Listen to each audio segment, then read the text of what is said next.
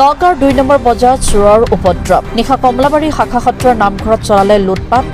গ্ৰিলৰ তলা ভাঙি লুটি নিলে বৰতাল ৰূপৰ অলংকাৰ প্ৰণামীৰ ধন আদিকে ধৰি বিভিন্ন সামগ্ৰী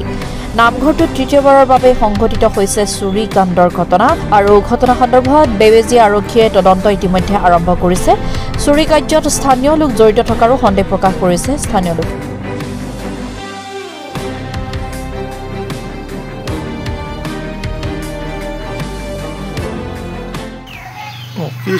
হয় আমাৰ মানে এই বৰজহা কমলাবাৰী সত্ৰ নামঘৰ আজি যোৱা ৰাতি সেইটো তলাটো কাটি লৈ মানে চুৰ সোমাই ভিতৰত মণিকূটৰ ভিতৰ পালে মণিকূটৰ ভিতৰৰ পৰা কিছুমান পইচা প্ৰায়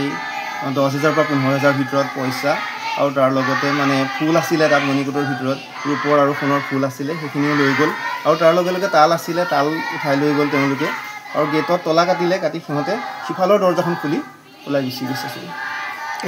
পুলিচ আহিছিলে হয় পুলিচ আহিছিলে অলপ আগত তেওঁলোকে ইতিমধ্যে চাইছে চোৱা চিতা কৰিছে তদন্ত কৰিম বুলি কৈছে কাৰোবাক সন্দেহ কৰিছে নেকি সন্দেহৰ ভিত্তিত তেনেধৰণে তেওঁলোকে এতিয়ালৈকে একো ক'ব পৰা নাই আমাক জনাইছে যে আমি ইনভেষ্টিগেশ্যন কৰি লওঁ তাৰপিছত চাওঁ কি হয় তেওঁলোকে জনাম বুলি কৈছে জেগাডোখৰ কি নাম হয় ২ নং বৰজহা কমলাবাৰী